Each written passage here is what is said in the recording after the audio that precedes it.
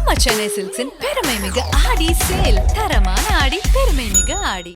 சென்னையில் 19 அம்மா உணவகங்களை மூடியது ஏன் என சென்னை மேயர் பிரியாவுக்கு அதிமுக பொதுச் செயலாளர் எடப்பாடி பழனிசாமி கேள்வி எழுப்பியுள்ளார். சேலத்தில் செய்தியாளர்களிடம் பேசிய அவர், தமிழகத்தில் சுமார் 7 மாதங்களில் சுமார் 600 கொலைகள் நடந்திருப்பதாகவும் குற்றம் சாட்டியுள்ளார்.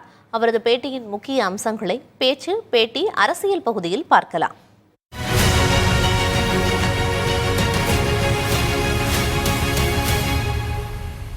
இன்றைக்கு அம்மா உணவகம் என்பது மக்களுக்கு ஒரு வரப்பிரசாதம், ஏழைகளுக்கு ஒரு வரப்பிரசாதம்.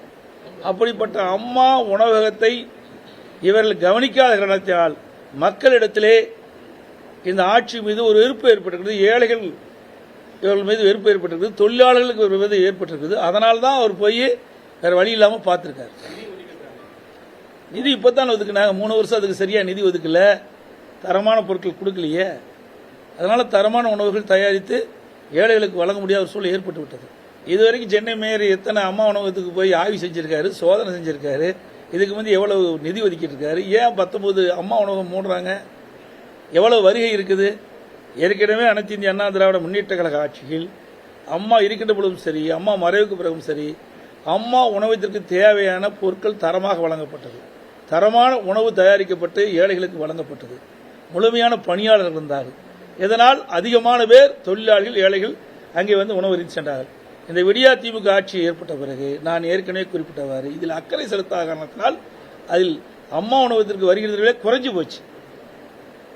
தமிழகத்தில் சட்ட ஒழுங்கு அடியோடு சீர்கெட்டு விட்டது. எங்கே பார்த்தாலும் கொலை, கொள்ளை, திருட்டு, வழிப்பிரிவு இதுதான் நடந்துகிட்டு இருக்குது. பாலியல் வன்கொடுமை, இப்படிப்பட்ட நிலைமை தான் தமிழகத்தில் நிலவிக் கொண்டிருக்கின்றது. நீங்க பார்த்தீங்கன்னா 200 நாள்ல 595 கொலைகள் நடந்து சரித்திரம் படைத்த அரசாக இந்த அரசு இருக்குது. வேற எதிலையும் சரித்திரம் படிக்கல. ஒரு தமிழகம் கொலை மாநிலமாக மாறி இருக்குது. மிகுந்த வேதனை அளிக்கிறது. எங்கே பார்த்தாலும் கஞ்சா போதை. ஊடகத்தில் நான் பார்த்துக்கிட்டே தான் இருக்கிறேன். இந்த நடக்கிற கொலைகள்லாம் அதிகமாக இந்த கஞ்சா போதையில் அதனால் ஏற்படுற கொலைகள் தான் அதிகமாக இருக்கு. இது வன்மையாக கண்டிக்கத்தக்கது. இன்றைக்கு கஞ்சா விற்காத இடமே இல்லை.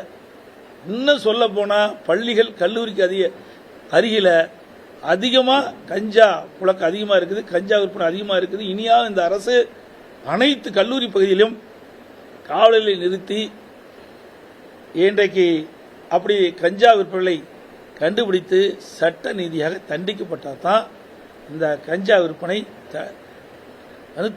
நிறுத்த முடியும். இல்லாவிட்டால் இளைஞர்களும் மாணவர்களும் சீரழிந்து விடுவார்கள்.